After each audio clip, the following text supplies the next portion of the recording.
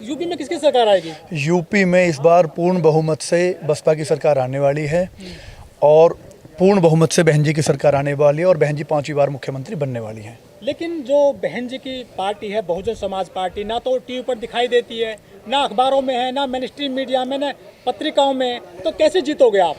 TV वाले जो हैं वो तो बिल्कुल दिखा ही नहीं रहे हैं। टीवी वाले तो एक तरीके से वो बीजेपी के हाथ में है, वो बिल्कुल भी। और जो बहन जी का कैडर वोट है, जो बहन जी के अपने वो हैं, जो समाज है, वो कम से कम 30 से 32% है इस बार। और उसकी वोटों की संख्या इतनी है, अगर जिसको आज की डेट में 30 से 32 या 34% वोट मिल जाएगा, वो पूर्ण बहुमत की अपनी सरकार बना लेगा। मेन स्ट्रीम मीडिया क्यों कम आंक रही है बीएसपी को? ऐसा क्यों करती है बीएसपी के साथ में? ये उनकी एक चाल है। और जो ये मेन स्ट्रीम जो मीडिया है, ये बिल्कुल भी ये इस तरीके से ना तो ये दिखाना चाहते हैं, लेकिन बहन जी का जो अपने जो वोटर है, जो इनके कैडर, जो अपना काम लगातार पूर्ण तरीके से समर्पित कार्यकर्ता अपने काम में लगे हुए हैं।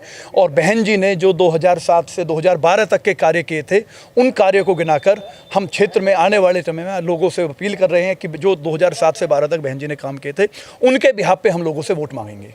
सर, जो बीएसपी है वो विकास पे बात करती है, लेकिन जो दूसरी पार्टियां हैं, सपा है, जैसे भाजपा है, वो हिंदू मुस्लिम की बात करती है, जिन्ना की बात करती है, गन्ने की बात करती है, तो बीएसपी ऐसा क्यों नहीं करती है जिससे कि बड़ा वोट आए? जो आपने हिंदू मुस्लिम करा, ये इनको प्रोपोगेंडा है। भाजपा का मेन प्रोपोगेंडा ही हिंदू मुस्लिम के बगैर इनके चुनाव की शुरुआत नहीं होती है। और रही आपने जो गन्ने की बात करी, मैं आपको बताऊंगा 2007 से जो 12 तक सरकार थी, सबसे ज़्यादा गन्ने के रेट बहन जी की सरकार में बढ़े थे। ये तो भाजपा का प्रोपोगेंडा है, लेकिन आज का नौजवान, आज का युवा इस चीज़ को समझ चुका है और वो किसी भी तरह के इनके बहकावे में आने वाला नहीं है। और वो विकास को वोट देगा, वो रोजगार को वोट देगा, वो अस्पताल को वोट देगा, वो शिक्षा को वोट देगा, वो चिकित्सा को वोट देगा।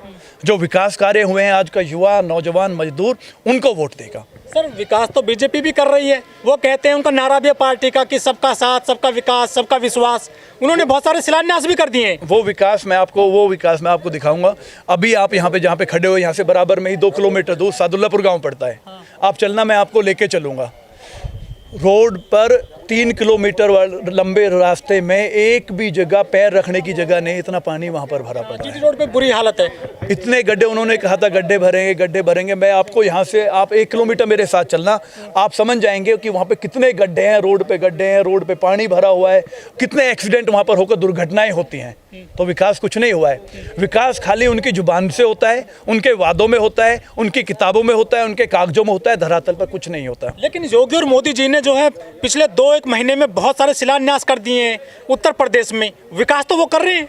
योगी जी ने शिलान्यास किए हैं और अब तक उन्होंने फीता, पिछली जो 10 साल पहले बहन जी के टाइम पे, अब ये श्रेय ले लेते हैं। जो यहाँ पे सर्किट बना, इंटरनेशनल सर्किट, जिसपे बुद्धा सर्किट, जिसपे सचिन तेंदुलकर और माइकल शुमाकर भी यहाँ पे आए थे F1 पे, और उन्होंने बोला था थैंक्स बहन जी। तो बहन जी ने फीता नहीं काटे हैं। बहन जी ने अपने 5 साल के कार्यकाल में काम शुरू करके और उनको क्रियान्वित किया था। और ये लोग सिर्फ फीता काटने का काम करते हैं। वो लोग कहते भी हैं कि जो उत्तर प्रदेश में जो एक्सप्रेस वे का कंसेप्ट है वो बहन जी ही लेकर आई थी, लेकिन वो भी कहते हैं कि हमने जो पूर्वांचल एक्सप्रेस वे का हमने शिलान्यास कर दिया है। वो खाली शिलान्यास करते हैं और कहते हैं। उनकी एक आदत मैं आपको बता दूं कि उनका सबसे बढ़िया तरीका है, वो दूसरे के काम को बड़ी समझदारी से अपना काम बता देते हैं। काम करे कोई, जमीन एक्विजिशन करे कोई, सारा काम करे कोई, और वो उसे करके कि भाई ये तो हमने किया है। ये उनकी इस चीज़ के वो मास्टर हैं। ऐसे तो सपा ने भी उद्घाटन किया था बहन जी के कामों का, जैसे कि नोएडा एक्सप्रेस वे है, ग्रेट नोएडा एक्सप्रेस वे है, यमुना एक्सप्रेस वे है। तो मैं बिल्कुल वही तो कहना चाहता हूँ, समाजवादी और भाजपा का काम ही है। मैं एग्जैक्ट आपसे अभी थोड़ी देर पहले क्या बोला कि इन लोगों का काम ये है। बहन जी ने अपने उस कार्यकाल में उन्होंने अगर वहाँ पे कोई शिलान्यास किया था तो वो 5 साल में काम करके वो उसमें कंटिन्यू किया था। सर, जब बहन जी की सरकार आती है तो लोग कहते हैं कि बहन जी पार्कों में बहुत पैसा खर्च कर देती है, पत्थरों पे खास तौर पर।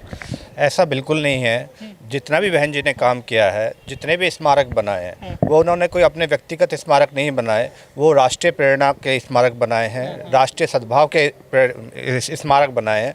आप नोएडा वाले स्मारक की बात करते हैं तो वहाँ नोएडा में इतना विश्व स्तरीय स्मारक बनाया है, उसमें लोगों को घूमने की व्यवस्था की गई है, लोगों को अपना इतिहास जानने की व्यवस्था की गई है। वो बहन जी का कोई निजी स्मारक नहीं है, वो एक लोगों को प्रेरणा देने के लिए स्मारक बनाया गया है। सर आप गुर्जर समुदाय से आते हैं, लेकिन गौतम बुद्ध नगर और दादरी पहले गुर्जरों की राजधानी कहा जाता था पॉलिटिक्स में भी, लेकिन यहाँ एक बड़ा प्रकरण हुआ था 22 सितंबर को जब योगी जी आए थे उत्तर प्रदेश के दादरी में और मीरबोझ जी का वहाँ पे मूर्ति का प्रतिमा का अनावरण किया था, तो उस पर से गुर्जर शब्द है वो हट गया था, तो गुर्जरों का यहाँ पे काफ़ी गुस्सा देखा गया था। क्या वो चुनाव में कुछ असर डालेगा?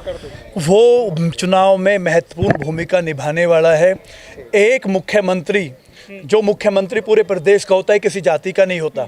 मुख्यमंत्री को करनी सेना एक लेटर देती है, वो भाजपा वाले दिलाते हैं कि यहाँ पर मुख्यमंत्री तब आएगा